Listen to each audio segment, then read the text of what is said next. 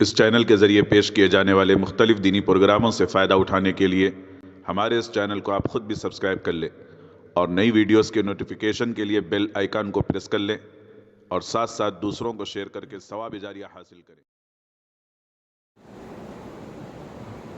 الحمد لله نحمده ونستعينه ونستغفره ونؤمن به ونتوكل عليه ونعوذ بالله من شرور أنفسنا ومن سيئات أعمالنا من يهد الله فلا مضل له ومن يضلل فلا هادي له أشهد أن لا إله إلا الله وحده لا شريك له أشهد أن سيدنا ونبينا وحبيبنا وشفيعنا وسندنا وقدوتنا ومولانا محمدا عبده ورسوله صلى الله تبارك وتعالى عليه وعلى آله وأصحابه وذرياته وأهل بيته وبارك وسلم تسليما كثيرا أما بعد فقد قال الله سبحانه وتعالى أعوذ بالله من الشيطان الرجيم بسم الله الرحمن الرحيم لقد من الله على المؤمنين إذ بعث فيهم رسولا من أنفسهم يتلو عليهم آياته ويزكيهم ويعلمهم الكتاب والحكمة وإن كانوا من قبل لفي ضلال مبين صدق الله العظيم وقال رسول الله صلى الله عليه وسلم بعثت لأتمم مكارم الأخلاق أو كما قال عليه الصلاة والسلام۔ محترم بزرگوں، عزیز بھائیوں، اللہ رب العزت نے شریعت مطہرہ کو قیامت تک آنے والی ساری انسانیت کے واسطے خاتم بنایا ہے، اور یہ وضاحت کے ساتھ اعلان کر دیا گیا ہے کوئی آدمی اگر اسلام کے علاوہ کوئی اور دین کو اختیار کرے گا تو وہ اللہ کے نزدیک ناقابل قبول ہو۔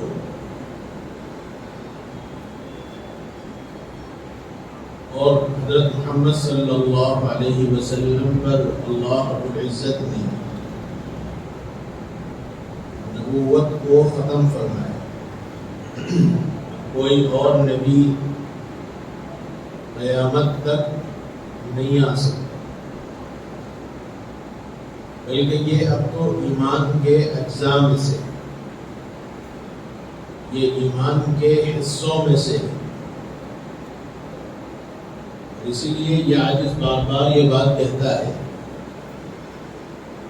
حضرت محمد صلی اللہ علیہ وسلم کو نبی ماننے کی دو حیثیتیں، دو اعتبار سے نبی کی نبوت کو ماننا ہے۔ ایک یہ کہ حضرت محمد صلی اللہ علیہ وسلم اللہ کے نبی ہیں،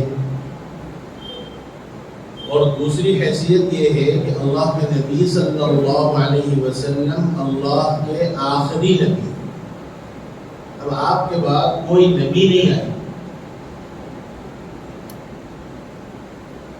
یہ بنیادی طور پر دو باتیں بہت ضروری ہیں،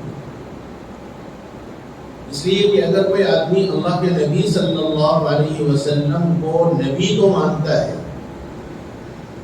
لیکن یہ عقیدہ نہیں رکھتا کہ اللہ رب العزت نے نبوت ختم نہیں فرمائی، بلکہ حضور اکرم صلی اللہ علیہ وسلم کے بعد کوئی اور نبی بھی آ سکتا ہے، اگر کوئی یہ عقیدہ رکھتا ہے تو پھر وہ انتہائی قسم کا جھوٹا، کذاب، دجال، بلکہ کافر۔ اس لیے وہ سارے طبقے جو حضرت محمد صلی اللہ علیہ وسلم کو نبی تو مانتے ہیں لیکن اللہ کے نبی صلی اللہ علیہ وسلم کو آخری نبی نہیں مانتے، تو ہم اہل سنت والجماعت کا عقیدہ یہ ہے کہ وہ بالکل ایسے ہی کافر ہیں جیسے اور غیر مسلم آدمی کافر ہے، اللہ کو نہ ماننے والا کافر ہے، کیونکہ نبوت اللہ تعالیٰ نے ختم فرما دی اور قرآن نے یہ اعلان کر دیا ما كان محمد أبا أحد من رجالكم ولكن رسول الله وخاتم النبيين۔ اللہ تعالیٰ نے نبوت کا اختتام حضرت محمد صلی اللہ علیہ وسلم پر فرمایا ہے، لہذا جو آدمی اللہ کے نبی کو آخری نبی نہیں مانے گا تو وہ آدمی بھی ایسے ہی کافر ہے جو آدمی اللہ کی توحید کو نہیں مانتا، جو آدمی حضرت محمد صلی اللہ علیہ وسلم کی رسالت کو نہیں مانتا، جیسے وہ آدمی کافر ہے ایسے ہی حضور کو آخری نبی نہ ماننے والا بھی کافر ہے۔ اس لیے یہ بہت باریک عقیدہ ہے، یہ بہت اہم عقیدہ ہے، بلکہ اسلامی عقائد میں سے ایک عقیدہ ہے۔ اور جب اللہ کے نبی صلی اللہ علیہ وسلم آخری نبی ہیں اور آپ کے بعد کوئی اور نبی آنے والا نہیں ہے، تو پھر حضرت محمد صلی اللہ علیہ وسلم کی لائی ہوئی شریعت بھی آخری شریعت ہے، اب آپ کے بعد کوئی اور شریعت نہیں آئی۔ اس لیے قرآن نے یہ اعلان کیا کہ جو آدمی اسلام کے علاوہ کوئی اور دین کو اختیار کرے گا، کوئی اور طریقے کو اختیار کرے گا، تو پھر وہ آدمی گھاٹے میں ہے، خسارے میں ہے، نقصان میں ہے، اور کل قیامت کے دن اللہ کی طرف سے اس کا کوئی دین قابل قبول نہیں ہوگا۔ اس لیے جتنے ادیان ہیں، جتنے دین ہیں، چاہے وہ دین اللہ کی طرف سے نازل کیے ہوئے ہی دین کیوں نہ ہو، جیسے یہودیت ہے، جیسے عیسائیت ہے، یہ اللہ کے نازل کردہ دین ہے، لیکن جب اسلام آ گیا تو اسلام آنے کے بعد اب یہ سارے دین ختم ہیں، کالعدم ہیں، اور یہ دین کی کوئی اہمیت نہیں، اب اس دین کا کوئی وقعت نہیں، اور اگر کوئی اسلام کے علاوہ کسی اور دین کو اختیار بھی کرے گا تو شریعت نے صاف کہہ دیا کہ ایسا دین اللہ کے پاس قابل قبول نہیں۔ اس لیے میرے بھائیوں، اللہ رب العزت نے حضرت محمد صلی اللہ علیہ وسلم کو نبی بنا کر بھیجا، تو چونکہ یہ اللہ کے نبی کا آنے والا دین سارے دینوں کے واسطے اور سارے آنے والے مذاہب کے واسطے، کہ جتنے مذاہب آ چکے ہیں ان سب کے واسطے یہ دین آخر تھا، خاتم تھا۔ اس لیے حضرت محمد صلی اللہ علیہ وآلہ وسلم کی عظمت کو اور ان کی اہمیت کو اور ان کے مقام کو اور ان کی شان کو بیان کرنے کے واسطے قرآن مجید نے بھی ایک عجیب لفظ استعمال کیا۔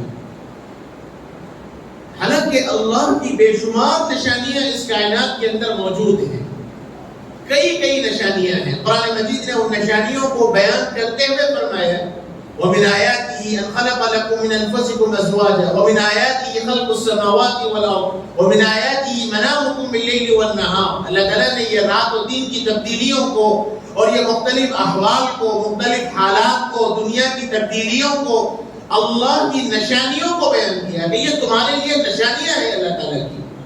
إِنَّ فِي ذَلِكَ لَآيَاتٍ لِقَوْمٍ يَتَفَكَّرُونَ، لَآيَاتٍ لِقَوْمٍ يَعْقِلُونَ، لَآيَاتٍ لِقَوْمٍ يَسْمَعُونَ۔ کبھی سننے والوں کو مخاطب کیا، کبھی تدبر کرنے والوں کو، غور و فکر کرنے والوں کو، سوچنے والوں کو، سمجھنے والوں کو، عقل رکھنے والوں کو، سنجیدگی سے غور کرنے والوں کو اور غور و فکر کرنے والوں کو، علم رکھنے والوں کو اللہ نے ساروں کو مخاطب کر کے فرمایا کہ دیکھو ان ساری چیزوں کے اندر تمہارے لیے نشانیاں ہیں، عبرت کا سامان ہے، غور و فکر کا سامان ہے، تدبر کرو اور اللہ کی عظمت کو، وحدانیت کو سمجھو۔ کہیں فرمایا ان فی اختلاف اللیل والنہار، کہیں فرمایا ان فی خلق السماوات والارض واختلاف اللیل والنہار لآیات لأولی الالباب۔ یہ آسمان و زمین کا پیدا ہونا، یہ آسمان و زمین کے اوقات میں تبدیلی، غور کرو کہ اس میں نشانیاں ہیں، اس میں عبرت رکھنے والوں کے واسطے، غور و فکر کرنے والوں کے واسطے نشانیاں ہیں، سامان ہیں۔ کہیں فرمایا کہ یہ سورج اور چاند یہ اپنے احوال میں جو تبدیلی کر رہے ہیں، والشمس والقمر تجری لمستقر لها ذلك تقدیر العزیز العلیم، والقمر قدرناه منازل حتى عاد كالعرجون القديم، کہ مختلف نشانیوں کو اللہ تعالیٰ نے بیان کیا. کہیں فرمایا کہ یہ جو تم سانس لے رہے ہو اس میں اللہ کی نشانی ہے، تمہارا کھانا پینا اللہ کی نشانی ہے، تمہارے لیے مختلف چیزیں اللہ نے کائنات کے اندر پیدا فرمائی، اس میں تمہارے لیے نشانیاں ہیں. لیکن ان ساری نشانیوں کے واسطے، ان سارے احسانات کے واسطے قرآن مجید نے ایک لفظ استعمال کیا وَإِن تَعُدُّوا نِعْمَةَ اللَّهِ لَا تُحْصُوهَا إِنَّ الْإِنسَانَ لَظَلُومٌ كَفَّارٌ. فرمایا کہ اللہ کی نعمت کو اگر تم گننا چاہو، شمار کرنا چاہو تو ہرگز شمار نہیں کر سکتے. حالانکہ اللہ کی بے شمار نعمتیں ہیں، لیکن ان ساری نعمتوں کے بجائے قرآن نے صرف ایک لفظ استعمال کیا، نعمت. عربی جاننے والے جانتے ہیں کہ نعمت واحد ہے ایک کے لیے، حالانکہ اللہ کی کئی نشانیاں ہیں، کئی نعمتیں ہیں، لیکن قرآن نے ان ساری نشانیوں کو چھوڑ کر فرمایا کہ صرف ایک نعمت کو بھی اگر تم شمار کرنا چاہو، احاطہ کرنا چاہو، گننا چاہو، نہیں کر سکتے. اتنی ساری نعمتیں، اتنی ساری نشانیوں کو بھی اللہ نے بیان کیا، لیکن کسی جگہ اللہ رب العزت نے یہ لفظ استعمال نہیں کیا یہ چیزیں اللہ نے تمہارے لیے پیدا کی ہیں اور ان ساری چیزوں کو پیدا کر کے اللہ نے تمہارے اوپر احسان کیا. کہیں نہیں. پورا قرآن کو دیکھ لیجئے، جتنی جگہیں اللہ تعالیٰ نے نشانیوں کی بیان فرمائی ہے ان ساری چیزوں کا مطالعہ کر لیجئے. کہیں اللہ نے یہ نہیں فرمایا کہ اللہ تعالیٰ نے یہ چیزیں دے کر تمہارے اوپر احسان کیا. صرف کائنات کی ایک نعمت ایسی ہے، صرف ایک نعمت ایسی ہے جس کو دے کر اللہ رب العزت نے مخاطب کیا انسانیت کو نہیں، ساری انسانیت کو نہیں. کیونکہ قرآن نے جب انسان کا لفظ استعمال کیا تو اس کے اندر ساری انسانیت داخل ہوئی. اس میں مسلمان بھی داخل، اس میں کافر بھی داخل، اس میں مرد بھی داخل، عورت بھی داخل، جوان بھی داخل، بوڑھا بھی داخل. لیکن جب قرآن نے کوئی خاص موضوع کو بیان کیا، کسی خاص چیز کو بیان کیا، کسی خاص چیز پر احسان جتلانے کی بات فرمائی تو اللہ تعالیٰ نے وہاں انسانیت کے بجائے مومنوں کو خطاب کیا. پورے قرآن کو آپ دیکھ لیجیے، کوئی اہم چیز کو اللہ تعالیٰ نے جب بیان کیا تو اللہ تعالیٰ نے وہاں انسانیت کو مخاطب نہیں کیا، کیونکہ انسانیت میں بہت سے لوگ ہیں جو اللہ کو نہیں ماننے والے. لیکن جب کوئی خاص اہم چیز کو اللہ نے بیان فرمایا تو وہاں اللہ تعالیٰ نے صرف مؤمنوں کو خطاب کر کے فرمایا، کیونکہ مؤمن اللہ کا خاص بندہ ہے. اللہ ولی الذین آمنوا یخرجهم من الظلمات الى النور. اللہ تعالیٰ اہل ایمان کا مربی ہے، اللہ تعالیٰ اہل ایمان کا کارساز ہے، اللہ تعالیٰ اہل ایمان کا مددگار ہے، اللہ تعالیٰ اہل ایمان کا دوست ہے، اللہ تعالیٰ اہل ایمان کا رہنما ہے. اللہ ولی الذین آمنوا یخرجهم من الظلمات الى النور. اور سب سے بڑی رہنمائی یہی ہے، سب سے بڑی مدد یہی ہے، اور سب سے بڑی کارسازی اللہ تعالیٰ کی یہی ہے، اور سب سے بڑی مدد اللہ تعالیٰ کی مومنوں کے ساتھ یہ ہے کہ اللہ مومنوں کو ظلمت سے، کفر سے، شرک سے، اندھیرے سے نکال کر ایمان کی طرف، روشنی کی طرف اور نور کی طرف نکالتا ہے. مومن کو قدم قدم پر رہنمائی ملتی ہے اللہ کی طرف سے. لیکن اس کے مقابلے میں جو آدمی کافر ہے، والذین کفروا اولیاؤہم الطاغوت یخرجونہم من النور الی الظلمات. فرمایا کہ اس کے مقابلے میں وہ آدمی جو کافر ہے، اللہ کو نہیں ماننے والا ہے، توحید کو نہیں مانتا، رسالت کو نہیں مانتا، فرمایا کہ ایسے آدمیوں کے کارساز، ان کے مددگار، ان کے تعاون کرنے والے اور ان کی رہنمائی کرنے والے شیطان ہیں. یخرجونہم من النور الی الظلمات. اور یہ شیاطین ان لوگوں کو جو اللہ کے نافرمان ہیں ایمان سے، ہدایت سے، روشنی سے نکال کر تاریکیوں کی طرف، ظلمت کی طرف، کفر کی طرف لوٹاتے ہیں. اس لیے جو آدمی جتنا ناشکرا ہوتا ہے، اللہ کا نافرمان بنتا ہے، اللہ تعالیٰ اتنی نافرمانیوں میں اس کو ڈھکیل دیتے ہیں. اولئک اصحاب النار. اور فرمایا فیصلہ کر دیا کہ یہ لوگ جہنمی ہیں. اللہ اہل ایمان کا مددگار ہے، اور جب اللہ ناصر ہے، اللہ مددگار ہے، تو زندگی کے بیشتر معاملات کے اندر اللہ تعالیٰ نے فرمایا کہ یہ چیزیں اللہ نے تمہارے لیے پیدا فرمائی، یہ چیزیں اللہ نے تمہیں عطا کی. لیکن میرے بھائیوں، پورے قرآن میں آپ دیکھ لیں، اللہ تعالیٰ نے کہیں نہیں فرمایا کہ یہ نعمت دے کر اللہ نے تم پر احسان کیا. صرف ایک نعمت ایسی ہے جس کے متعلق اللہ نے فرمایا کہ یہ چیزیں دے کر مومنوں مسلمانوں اللہ نے تم پر احسان کیا، اور وہ ہے لقد من اللہ علی المؤمنین اذ بعث فیہم رسولا۔ اللہ تعالیٰ فرماتے ہیں کہ اللہ نے مومنوں پر احسان فرمایا۔ اللہ تعالیٰ نے یہاں انسانیت کو مخاطب نہیں کیا۔ میں نے بتایا کہ انسانیت میں سارے داخل ہیں، لیکن جب کوئی خاص موضوع کو اللہ بیان کرتے ہیں تو وہاں مومنوں کو مخاطب کرتے ہیں، اور مومنوں کو مخاطب کر کے اللہ نے فرمایا کہ مومنوں پر اللہ نے احسان کیا، کیونکہ مومن آدمی اللہ کو ماننے والا ہے، مومن آدمی اللہ پر ایمان رکھنے والا ہے، اس پر اللہ نے احسان کیا، اور وہ احسان ہے اذ بعث فیہم رسولا۔ اللہ تعالیٰ نے اس مومن کے پاس رسول کو منتخب کر کے بھیجا، رسول کی بعثت، رسول کو نبی بنا کر بھیجا گیا، حضرت محمد صلی اللہ علیہ وسلم کو نبی بنا کر بھیجا گیا۔ یہ مومنوں پر اللہ کا بہت بڑا احسان ہے۔ اذ بعث فیہم رسولا من انفسہم یتلو علیہم آیاتہ۔ رسول کی خاصیت یہ ہے کہ وہ رسول ان کے سامنے اللہ کی آیات کو پڑھ کر سناتے ہیں۔ رسول کی ذمہ داریوں کو بیان کیا گیا۔ پہلی ذمہ داری نبی کی بیان کی گئی، یتلو علیہم آیات، وہ اللہ کی آیات کو پڑھ کر ان کے سامنے سناتے ہیں۔ جب ایک امتی نبی کو مانتا ہے تو پھر امتی کا بھی وہی کام ہے جو نبی کا کام ہے۔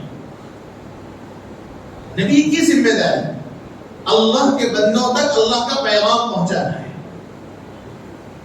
اور جب نبوت کو اللہ نے اس نبی پر ختم کر دیا تو نبوت کا جو کام ہے، جو ذمہ داری ہے، اس کام کو، اس ذمہ داری کو اللہ رب العزت نے اس امت پر رکھا، اور گویا امت کو نبی کا وارث بنایا۔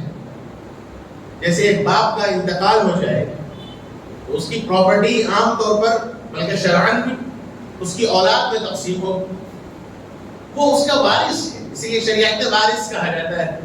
یعنی اب جو باپ کی ساری چیزیں ہیں مرحوم ہونے کے بعد، اب وہ ساری چیزیں بیٹوں کی بن گئی، بیٹیوں کی بن گئی، تو مورث کا، جس کا انتقال ہوا، اس کے سارے کام وارثین کو کرنے پڑتے ہیں۔ اگر اس کے اوپر کوئی قرض ہے تو قرض کی ادائیگی وارث کو کرنی پڑے گی، اس کے اوپر اگر کوئی اخراجات ہیں تو ان اخراجات کی پابجائی کی ذمہ داری وارثین کی ہو۔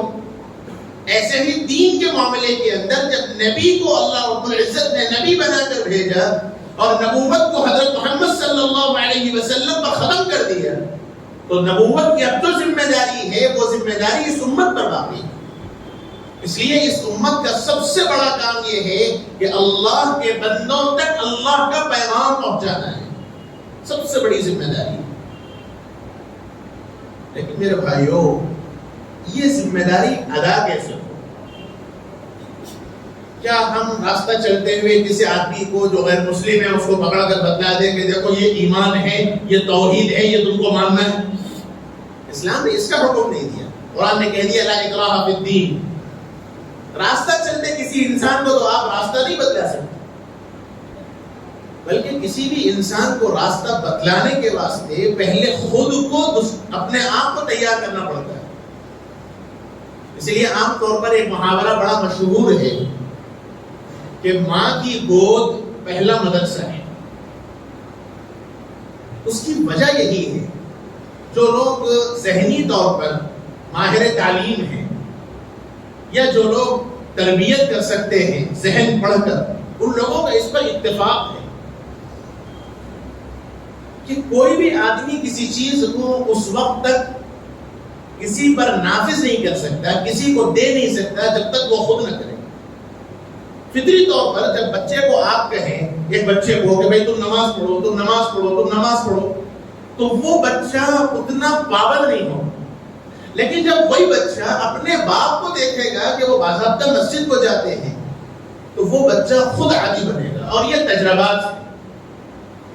آپ اپنی اولاد کی تربیت اگر قولاً کرنا چاہیں تو آپ سکسیس نہیں ہو سکتے، آپ کامیاب نہیں ہو سکتے جب تک آپ فعلاً نہ کر کے بتلائیں۔ پریکٹیکل طور پہ جب تک آپ نہ بتلائیں اس وقت تک آپ اپنی اولاد کو صحیح معنوں میں تربیت نہیں کر سکتے۔ زندگی کے ہر معاملے کے اندر یہ اصول ہے، جب تک آپ خود کر کے کوئی کام نہ بدلائیں سامنے والا اس کو صحیح معنوں میں اختیار نہیں کر سکتا۔ اس لیے اللہ رب العزت نے حضرت محمد صلی اللہ علیہ وسلم کے متعلق فرمایا لقد كان لكم في رسول الله اسوة حسنة، حکم دیا گیا نبی کی پیروی کو، قل ان کنتم تحبون اللہ فاتبعونی یحببکم اللہ۔ اگر تم اللہ سے محبت کا دعویٰ کرتے ہو، اگر تم اللہ کو سمجھتے ہو، اللہ کی توحید کو مانتے ہو، تو تمہارا ایمان اس وقت تک مکمل نہیں ہو سکتا جب تک تم حضرت محمد صلی اللہ علیہ وسلم کے طریقے کو اختیار نہ کرو۔ فاتبعونی، اور اتباع کیسے ہوگی، پیروی کیسے ہوگی، اس کو قرآن نے کہا لقد كان لكم في رسول الله اسوة حسنة۔ اللہ کے رسول کی ذات بابرکت کے اندر تمہارے لیے نمونہ ہے۔ زندگی کا کوئی کام رات صبح فجر میں نیند سے بیدار ہونے سے لے کر رات کے سونے تک زندگی کا کوئی کام حضرت محمد صلی اللہ علیہ وسلم کے طریقے سے چھوٹا ہوا نہیں۔ اسی لیے اللہ کے نبی صلی اللہ علیہ وسلم کے اسوے کو اسوہ قرار دیا گیا کہ اللہ کے نبی کا نمونہ تمہارے لیے بہترین نمونہ ہے۔ میرے بھائیو، اللہ کے نبی صلی اللہ علیہ وسلم کی شخصیت مقدسہ ہر آدمی کے لیے اور خصوصیت کے واسطے مسلمانوں کے واسطے ایک بہترین گائیڈ لائن ہے۔ اس طریقے کو ایک انسان اگر اختیار کرے تو وہ کبھی بھی ناکام نہیں ہو سکتا۔ خاص طور پر معاشرتی زندگی، یہ عاجز بار بار ایک بات کہتا ہے کہ ہم لوگوں نے اصل میں دین کو عبادت تک محدود کر لیا۔ ہم نے سمجھا کہ نماز پڑھ لی جائے، روزہ رکھ لیا جائے، مالدار ہیں تو زکوٰۃ ادا کر لی جائے، اللہ نے گنجائش دی ہے، موقع ہے، حج کر لیا جائے، تقویٰ پرہیزگاری اختیار کر لی جائے۔ ہم نے سمجھا کہ میں سب سے بڑا دیندار ہو گیا، یعنی دین کو ہم نے صرف عبادتوں کے حد تک محدود کر دیا۔ حالانکہ ذہن میں یہ ہونا چاہیے کہ اسلام نے عبادات کے ساتھ ساتھ معاملات کو بھی ترجیح دی، بلکہ سارے اسلام کا، سارے دین کا خلاصہ 5 چیزوں پر منحصر ہے۔ اس سے پہلے میں نے بہت تفصیل سے اس موضوع پر کئی جمعہ عرض کیے کہ بنیادی طور پر پورے اسلام کا ڈھانچہ 5 چیزوں پر منحصر ہے۔ ایک ہے ایمانیات، دوسرا ہے عبادات، تیسرا ہے معاملات، چوتھا ہے معاشرت اور 5واں ہے اخلاق۔ یہ 5 چیزیں مل کر اسلام ہے۔ اگر کوئی آدمی کی ان 5 میں سے کسی ایک پر اسلام کو محدود کر دے تو وہ مسلمان تو ہے لیکن کامل مومن نہیں۔ ایک آدمی کامل مومن اسی وقت بن سکتا ہے جب اس کی عبادات بھی درست ہو، اس کی ایمانیات بھی درست ہو، اس کی مناقحت بھی درست ہو، اس کی اخلاق کی زندگی بھی درست ہو، اس کی معاشرت بھی درست ہو، تب ایک آدمی کامل طور پر مسلمان بن سکتا ہے۔ اور اگر بہت اپنے حد تک بڑا زبردست عبادت گزار ہے، صرف اولا کا زندگی پر پابند رہا ہے لیکن معاشرتی زندگی اس کی خراب ہے، اخلاقی اعتبار سے وہ خراب ہے، گھریلو زندگی کے اعتبار سے وہ بالکل ناپیدل ہے، اور معاشرت کے اعتبار سے، لوگوں سے رہن سہن کے اعتبار سے وہ آدمی کامل نہیں ہے، تو ایسا آدمی مسلمان تو ضرور ہے، اس کے عبادتوں پر ثواب تو اللہ کے پاس ضرور ملے گا، لیکن وہ آدمی کامل مومن نہیں ہو سکتا۔ کامل مومن اسی وقت ہو سکتا ہے جب آدمی ان 5 چیزوں پر عمل کرے۔ اور میرے آقا سیدنا حضرت محمد رسول اللہ صلی اللہ علیہ وآلہ وسلم نے لمحے اخیر تک بھی ان چیزوں پر بڑی توجہ دلائی ہے۔ آخری مرحلے تک بھی آقا نے اخلاق کے اوپر بڑی اہمیت کے ساتھ اور بڑی توجہ کے ساتھ امت کو پابند کرایا ہے۔ ہمارا معاملہ تو یہ ہے کہ ہم اپنے جذبات کے آگے نہ کسی کی پرواہ کرتے ہیں، نہ کسی کی تکلیف کا خیال کرتے ہیں، نہ کسی کو راحت پہنچانے کی فکر کرتے ہیں۔ مجھے تو بس اپنے جذبات چاہیے، میری اپنی خواہشات کی تکمیل چاہیے، چاہے وہ جس ذریعے سے بھی ہو جائے۔ حالانکہ اسلام نے اس کا سبق نہیں دیا۔ آپ اپنے جذبات ضرور پورے کیجیے، آپ اپنے جذبات کی تکمیل ضرور کیجیے، لیکن ان جذبات کی تکمیل میں ایسا نہ ہو کہ کسی کی دل آزاری ہو، کسی کو تکلیف پہنچانا ہو، کسی کا حق مانگنا ہو۔ یہ چیزیں کر کے اگر آپ اپنے جذبات کی تکمیل کرتے ہیں تو پھر وہ جذبات بیکار ہیں، وہ لا یعنی ہے، بے اعتبار۔ اور اگر آپ اپنے جذبات کی خواہشات کی تکمیل اگر شریعت کے دائرے میں رہ کر کرتے ہیں تو اس پر انشاءاللہ آپ کو ثواب بھی مرتب ہے. جیسے ابھی یہی مسئلہ ہے، آج الحمدللہ ربیع الاول شروع ہو چکا ہے. ہر مسلمان، کون سا مسلمان ہے جس کے دل میں ذرا برابر بھی اگر ایمان ہے، اسلام ہے، تو کون سا مسلمان ہوگا جس کو اللہ کے نبی صلی اللہ علیہ وسلم کے دنیا میں تشریف لانے سے خوشی نہ ہو؟ بلکہ اگر کوئی خوش نہیں ہوتا تو وہ مسلمان ہی نہیں، ایمان والا ہی نہیں. ہر ایمان والے کی سب سے بڑی خواہش، یہ عاجز بار بار ایک بات کہتا ہے، ایک مسلمان آدمی زندگی کے سارے معاملات میں کمپرومائز کر سکتا ہے، سارے معاملات میں صلح کر سکتا ہے، لیکن دو چیزیں ایسی ہیں جہاں ایک مسلمان صلح نہیں کر سکتا، کبھی نہیں کر سکتا. سچا مسلمان دو چیزوں میں ہرگز صلح نہیں کر سکتا، ایک اپنا ایمان اور دوسرا اپنا وطن. یہ دو چیزوں میں ایک مسلمان کبھی کمپرومائز نہیں کر سکتا. اور ایمان کا سب سے بڑا خاصہ یہی ہے کہ وہ اللہ کو مانے، نبی کو مانے. لیکن سوال یہ ہے کہ نبی کو ماننا کس اعتبار سے؟ کیا صرف جذبات، خواہشات، دھوم دھڑاکا، اس کا نام نبی کی پیروی ہے، نبی کی میلاد کا خوشی ہے، یا نبی کی میلاد کی حقیقت کو سمجھنا ہے؟ یہ سب سے بڑا مسئلہ ہے. ہم جذبات میں آ کر وہ کام کر لیں جس سے راستے والوں کو تکلیف ہو، جس سے چلنے والوں کو تکلیف ہو، جو اسلامی تعلیمات کے بالکل مخالف ہیں. میرے بھائیوں، اسلام نے ایسے میلاد کی اجازت نہیں دی، نہ ہمیں منانے کی ضرورت ہے. میلاد منائیے، ضرور منائیے، ہر مسلمان کی خواہش ہے میلاد منانا اور منانا چاہیے، لیکن اس طریقے پر منائیے جو میرے آقا نے منائی، اس طریقے پر منائیے جو صحابہ نے منایا، اس طریقے پر منائیے جو اولیاء کرام نے منایا، اس طریقے پر میلاد منائیے، آپ کو اجازت ہے. لیکن راستہ روک کر، قنات لگا کر، راستہ چلنے والوں کو پکڑ کر یہ اللہ کے نبی کے نام پر کھیلانا، یہ میلاد نہیں. ایک طرف میں حقوق مار رہا ہوں، ایک طرف میں لوگوں کی زمینوں پر قبضہ کر رہا ہوں، ایک طرف میں اپنی بہنوں کی وراثت اور جائیداد کو نہیں دیتا، اور دوسری طرف میں نبی کے نام پر راستہ چلنے والوں کو پکڑ کر کھانا کھلا رہا ہوں. یہ میری محبت ہے. نبی نے تو آخری لمحے کے اندر بھی اپنے حقوق کی ادائیگی کی فکر کی ہے. ہم میں سے ہر آدمی سوچ لے کتنا میں اپنے بھائیوں کا، اپنے بہنوں کا حق ادا کرتا ہوں. مجھے تو بس میری اولاد کا، میری بیوی کا، میرے جذبات کا، میری خواہشات کی تکمیل چاہیے، چاہے اس کے نتیجے میں میری بہنوں کا حق مجھے مارنا پڑے. کب موت آ جائے، کب دنیا سے چلا جائے، کسی آدمی کو کوئی گارنٹی نہیں، لیکن ایک بھروسہ ہے، دے تو آ جا رہا ہوں، آج نہیں تو کل دیتا ہوں، بھاگ جا رہا ہوں. یہ میرے الفاظ ہیں. مجھے اتنا یقین ہے کہ میں جیوں گا، مجھے اتنا یقین ہے کہ میں رہوں گا.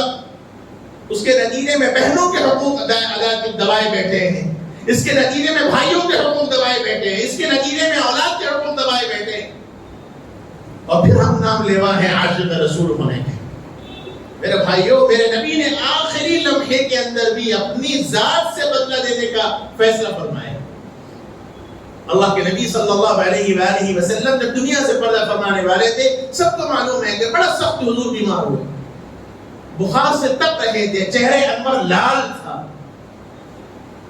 حضرت بلال رضی اللہ عنہ کو حضور نے حکم فرمایا کہ بلال لوگوں میں اعلان کر دو کہ اگر کسی کے اوپر میرا کوئی حق ہے تو وہ آ کر اپنا حق وصول کر لے. اللہ کے نبی نے اعلان کیا، حضرت بلال کے ذریعے مدینہ المنورہ میں اعلان کروایا کہ اگر کسی کے اوپر میرا کوئی حق ہے تو وہ اپنا حق آ کر مجھ سے وصول کر لے. جب یہ اعلان مدینہ المنورہ کے بازار میں معلوم ہوا تو صحابہ دوڑتے ہوئے مسجد نبوی تشریف لائے، کیونکہ صحابہ کو سب سے عزیز ترین چیز اگر کوئی تھی تو وہ آقا کی ذات تھی. دوڑتے ہوئے صحابہ آئے. اللہ کے نبی نے یہ کیسی بات فرما دی؟ حضرت بلال نے حضور کو اطلاع فرمائی کہ یا رسول اللہ، صحابہ مسجد نبوی میں آ گئے. تو حضور سہارے کے ساتھ تشریف لائے. مسجد نبوی میں حضور منبر کے پاس آ کر بیٹھے اور چہرے سے بالکل نقاہت، کمزوری طاری تھی. جس میں مبارک لال تھا. محدثین نے لکھا ہے کہ بخار کی وجہ سے حضور تپ رہے تھے اور ایسا بخار تھا کہ چلنا بھی حضور کو دوبر تھا. اللہ کے نبی آ کر بیٹھے اور پھر حضور نے فرمایا کہ تم میں سے اگر کوئی ہو جس پر میرا حق ہے تو وہ بتلا دے اور آج ہی میرا حق وصول کر لے. میں نہیں چاہتا کہ اللہ کے پاس اس کی میری اس حال میں ملاقات ہو کہ میرے اوپر اس کا کوئی حق موجود ہو. یہ لفظ سننا تھا کہ صحابہ کی چیخیں نکل گئی, رو پڑے. اور مورخین یہ بیان کرتے ہیں, سیرت نگار یہ بیان کرتے ہیں اور صحابہ اپنے اعتبار سے بیان کرتے ہیں کہ جب نظریں پھرائی گئیں تو کوئی ایسا نہیں تھا جس کی آنکھوں سے آنسو جاری نہ تھے.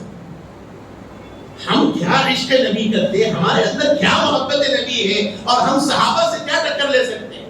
عشق تو ان کا تھا. جیسے ہی اطلاع ملی کہ آقا دنیا سے پردہ فرما گئے تو آسمان پر ہاتھ اٹھا کر دعا کی کہ یا اللہ جن آنکھوں نے نبی کو دیکھا ہے, اب جب نبی موجود نہیں ہے تو یا اللہ ان آنکھوں کو آپ چھین لے اور ان آنکھوں کی بصارت کو آپ ختم کر دیں.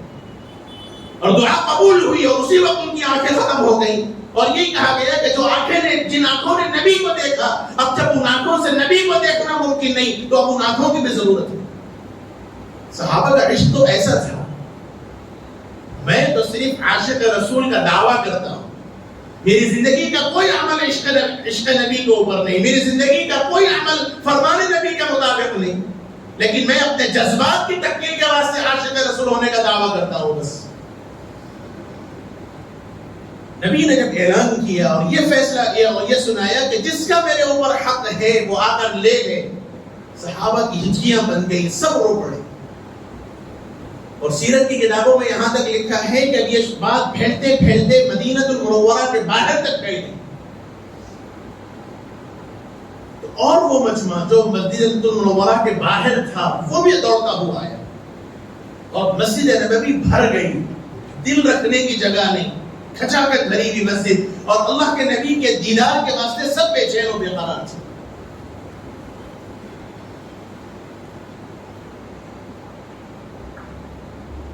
حضور پر ایک نگاہ کسی کی پڑ جائے, ہر صحابی کی سب سے بڑی یہی خواہش ہوتی ہے.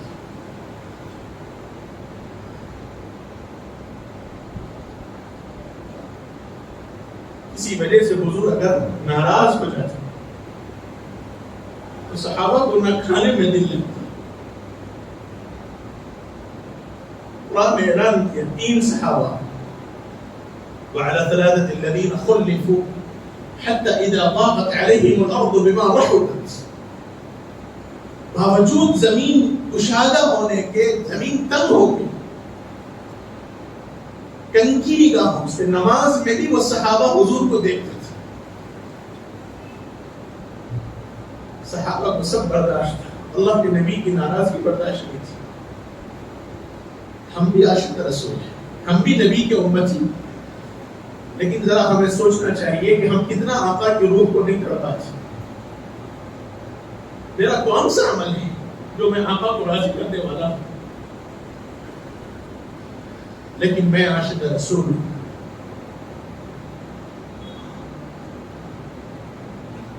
جب یہ اعلان ہوا مسجد نبوی سے باہر بھی, مدینہ کے باہر بھی لوگ آ گئے, سب اٹھ کر حضور کو دیکھ رہے تھے. اور حضور غشی تھی, حضور پر کمزوری تھی, نگاہیں جھکائے ہوئے تھے, رخ انور لال تھا. اور جو صحابہ قریب تھے وہ آقا کی بے چینی کو دیکھ رہے تھے, تڑپ رہے تھے. میرے سامنے اگر میرا باپ بستر پر ہو اور وہ تڑپ رہا ہو تو میں برداشت نہیں کر سکتا. میری ماں اگر تڑپ رہی ہے, میری اولاد تڑپ رہی ہے تو میں برداشت نہیں کر سکتا. اور آقا کی محبت تو یہی ہے کہ لا یؤمن احدکم حتی یکون هواه حتی اکون احب الیہ من والدہ وولدہ والناس اجمعین. اولاد سے, ماں باپ سے, ساری دنیا سے جب تک وہ آقا کو محبوب نہ مانے, میرے آقا نے فرمایا کہ اس وقت تک وہ ایماندار نہیں ہو سکتا. وہ صحابہ جنہوں نے لمحہ لمحہ حضور کو دیکھا, ان کے سامنے حضور اس کیفیت کے ساتھ ہے تو دیکھیے صحابہ کی کیا کیفیت رہی ہو. ہچکیاں لگ گئی, تڑپ رہے تھے صحابہ.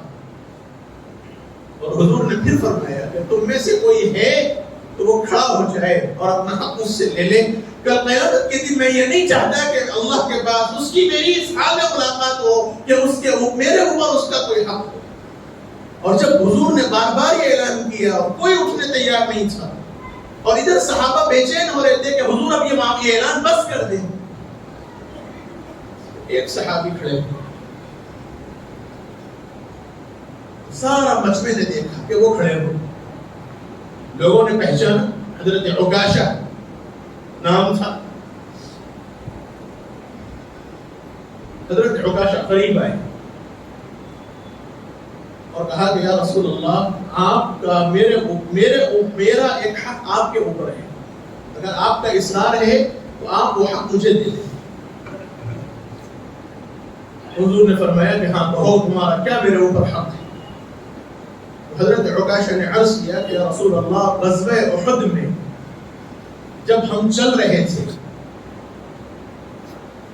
تو اتفاقی طور پر, جان بوجھ کر نہیں, اتفاقی طور پر آپ کا عصا میری پیٹھ پر لگا. اگر حق ہے تو آپ وہ حق مجھے دے دیں, یعنی مجھے بھی یہ حق دیں کہ میں آپ کی پیٹھ پہ ایک ضرب لگا. صحابہ بے چین ہو گئے کہ یہ عکاشہ نے کیا مطالبہ کیا. ولن تو جان بوجھ کر حضور نے نہیں مارا, اور اگر جان بوجھ کر حضور مارتے بھی تو آقا کو حق تھا. اور یہ موقع کون سا ہے عکاشہ کو اس قسم کا مطالبہ کرنے کا. حضرت عکاشہ نے عرض کیا کہ یا رسول اللہ, اگر آپ حق دینا چاہتے ہیں تو یہ حق آپ مجھے دے دیں. غزوہ احد کے موقع پر جب لشکر چل رہا تھا تو اتفاقی طور پر آپ کا عصا میری پیٹھ پر پڑا. حضور نے فرمایا کہ ٹھیک ہے, تم مجھ سے اپنا بدلہ لے. حضرت عمر جلال میں آ کے کھڑے ہو گئے. حضرت عکاشہ سے عرض کیا کہ سوچ کر کہو کیا کہتے ہو, یہ کوئی وقت ہے.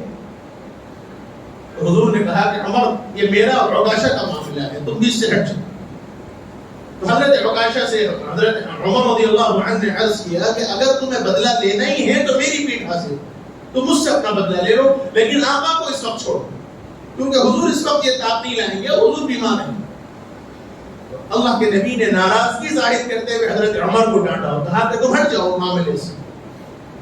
حضور حضرت عمر خاموش ہو کے بیٹھ گئے, لیکن صحابہ سارے بے چین اور بے قرار ہو کر حضرت عکاشہ اور حضور کو دیکھ رہے تھے. حضرت عکاشہ قریب آئے اور حضور کا عصا مبارک ان کے ہاتھ میں دیا گیا. حضور نے فرمایا کہ عکاشہ اپنا بدلہ لے لو. انہوں نے عرض کیا کہ یا رسول اللہ, غزوہ احد کے موقع پر جس وقت آپ کی چھڑی یعنی آپ کا عصا میری پیٹھ پر لگا, میری پیٹھ اس وقت ننگی تھی, میرے جسم پر پردہ نہیں تھا. میں نے اشارہ دیا کہ پردے کے ساتھ بدلہ نہیں دیا جا سکتا. تو حضور نے اپنا قمیص مبارک اٹھایا اور کہا ٹھیک. حضرت عکاشہ قریب آئے, ہاتھ میں وہ ڈنڈا لیا اور اللہ کے نبی کے پیٹھ مبارک کے پاس گئے اور ڈنڈا زور سے اٹھایا, ایسے جیسے لوگوں کو یہ ظاہر ہو کہ وہ مارنے ہی والے ہیں. زور سے ڈنڈا اٹھایا اور جس طاقت سے اٹھایا تھا اسی طاقت سے ڈنڈے کو پیچھے پھینکا, اور اللہ کے نبی صلی اللہ علیہ وسلم کے پیٹھ مبارک پر جو مہر نبوت تھی بے ساختہ اس کو لپٹ کر مہر نبوت کو بوسہ دیا.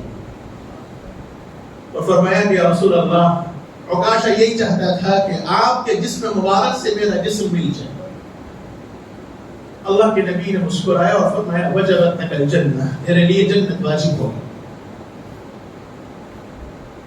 میرے بھائیو, وقت ہو چلا ہے, میں بس یہ پیغام دینا چاہتا ہوں کہ جس نبی کے ہم نام لیوا ہیں, جس نبی کے نام پر ہم جیتے اور مرتے ہیں, اس نبی کی تعلیمات پر زندگی گزارنے کا بیڑا اٹھا لیجیے, طے کر لیجیے.